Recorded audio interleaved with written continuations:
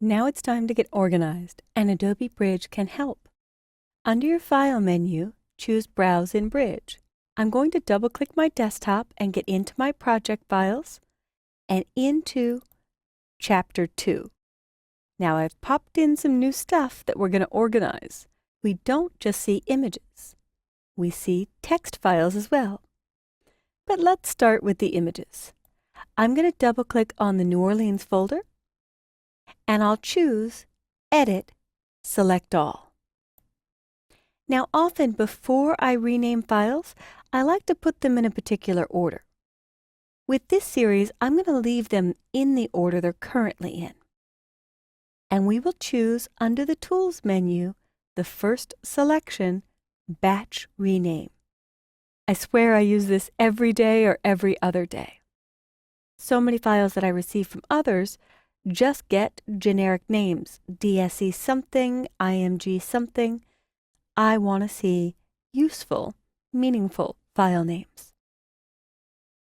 So the first time you choose Tools and Batch Rename, you've got 4 fields to name your files by, and this is normally 1.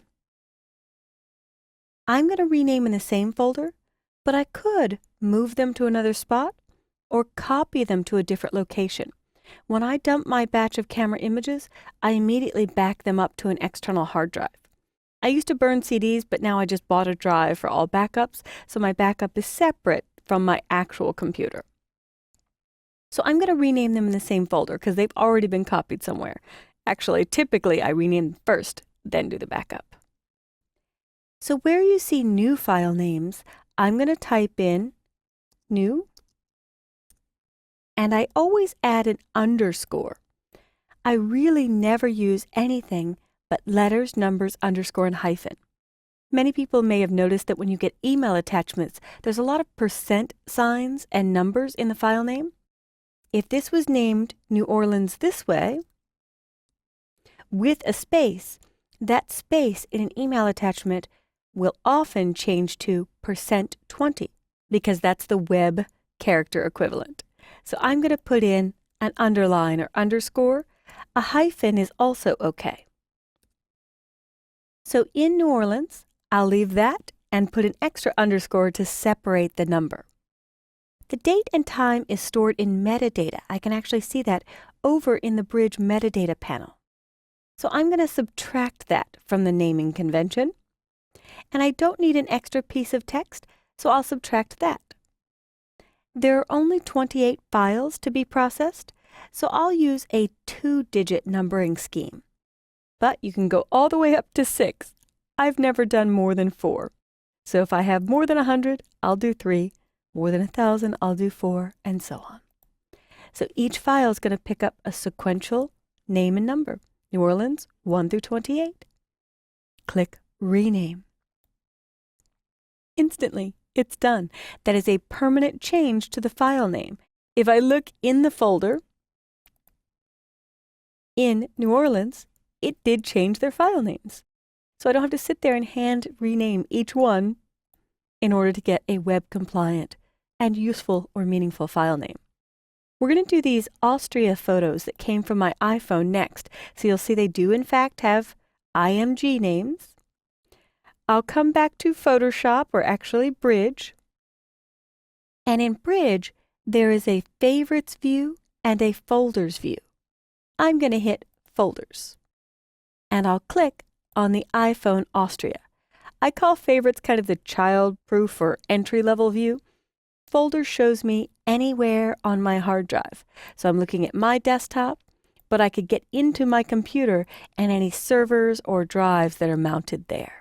So in the iPhone Austria folder, I will click on an image on the right and choose Edit, Select All, or you can use Command A or Control A. And then I'll choose again Tools, Batch Rename. And these will be Graz, Austria.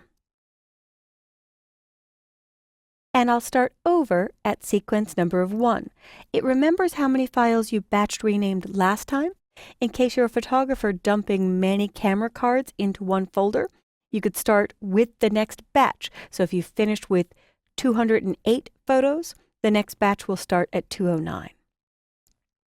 I click rename and boom, it's done. But I wanted to add a bonus into this video. Bridge doesn't just rename images. It can rename movies, it can rename InDesign files, anything it can see, even Word documents or PDF pages extracted as separate files. I'm actually going to choose to make a new folder. So File, New Folder, and I'll call it San Francisco Restaurants. And I pressed Return or Enter to accept it because the text files that are in this folder are San Francisco Restaurants. So if I come back to Photoshop Projects, I'm going to select all of these text files. So I will click on each TXT, holding down the Command key to select non-adjacent or non-touching items. On Windows, that's the Control key. Scrolling down, still holding down Command or Control. And what I want to do is add San Francisco Restaurants to the name. In case I search my hard drive, I want to find one of those three words. So Tools, Batch Rename. And I will keep the current file name and the original case, but I could force it all to lowercase if uppercase bothers me, because JavaScript and ActionScript for people building apps or web pages, it's case sensitive. So it's far safer to choose all lowercase. So I'll do that this time. Then I'll add a separator, which is text of an underscore. And finally, I'll actually not add third criteria. I could do it right here. San Francisco Restaurant. Or restaurants, plural.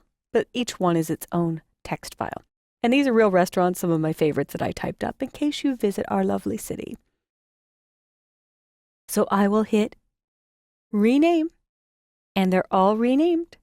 In fact, now I want to organize them in their own folder. So I will drag this over to San Francisco Restaurants, and there they all are collected.